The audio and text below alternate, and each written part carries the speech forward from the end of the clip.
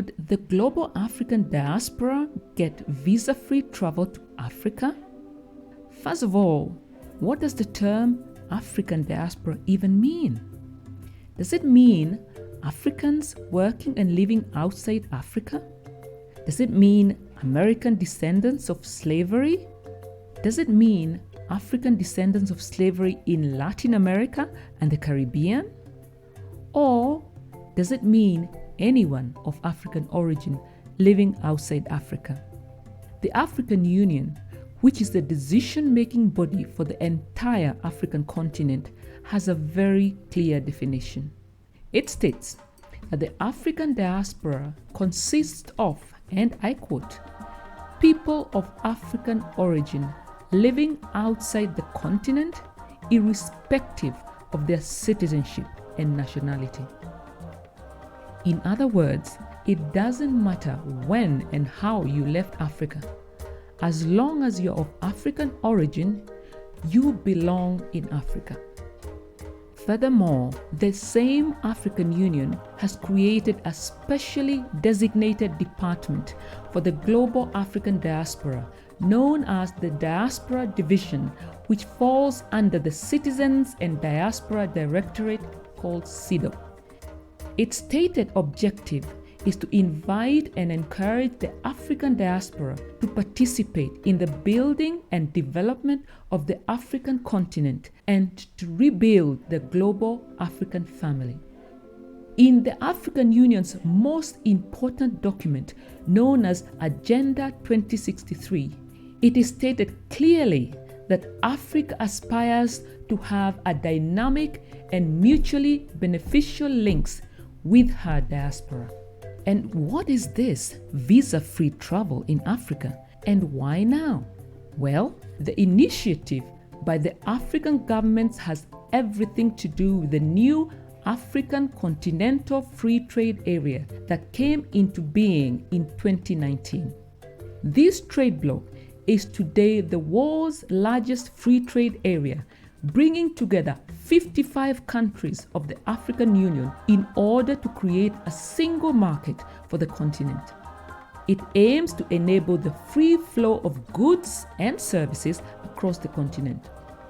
The Visa-Free Travel Initiative is also anchored on the African Union's Agenda 2063 flagship project, known as the African Passport and Free Movement of People, which aims to remove restrictions on Africans' ability to travel, work, and live within their own continent.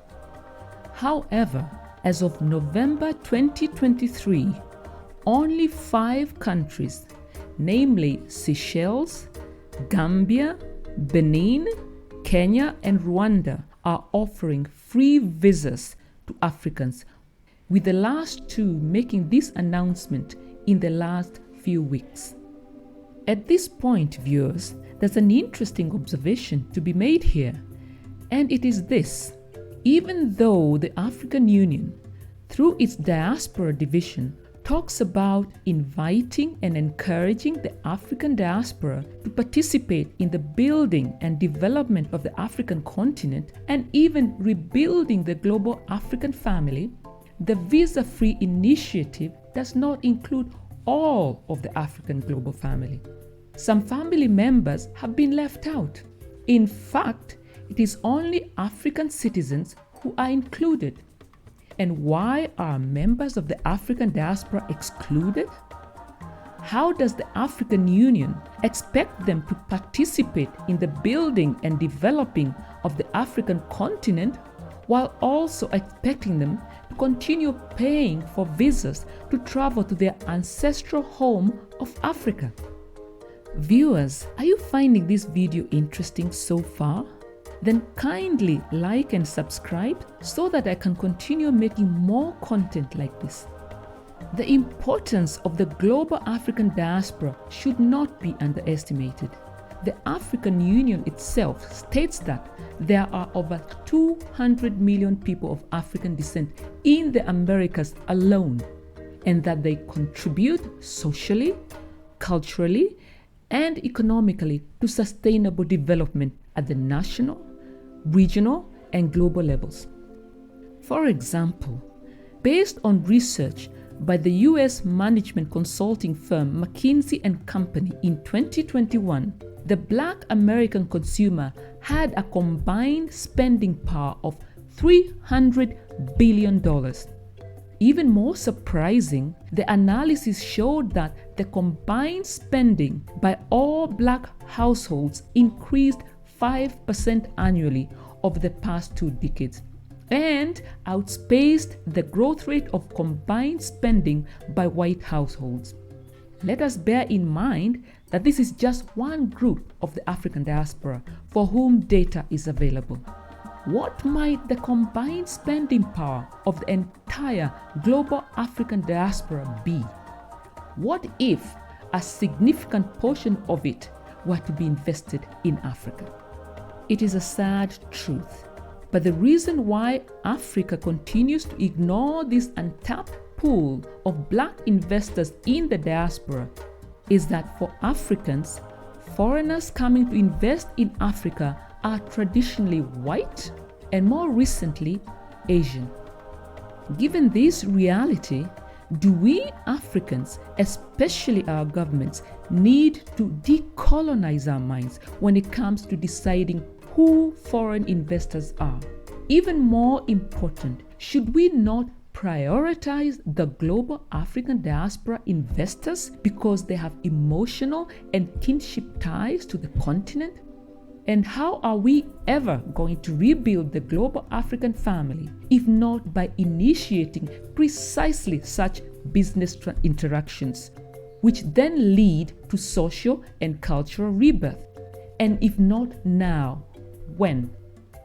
But quite apart from business reasons for traveling to and within Africa, many members of the global diaspora travel to Africa for the simple reason that it is their motherland. This is a good enough reason, and perhaps the best one of all. For those of us who were born and raised in Africa, a sense of belonging to the continent is something we simply take for granted and don't even think about. When we observe some members of the global diaspora breaking down upon touching the African soil for the first time, we don't really understand their depth of emotions, and we don't have to. But we, and especially our governments, can make it easier for them to reconnect physically, emotionally, and spiritually with their land of their ancestors by allowing them to come here visa-free. Thank you, viewers, for taking the time to watch this video to the end. I genuinely appreciate it. I would like to request for your help in making this channel a success by liking and subscribing so that I can continue making more of these kinds of videos that bring the global African family together. Let us remember Kwame Nkrumah's words, "I am not African because I was born in Africa, but because Africa was born in me." As we say in Swahili, Karibu Africa. Welcome to Africa.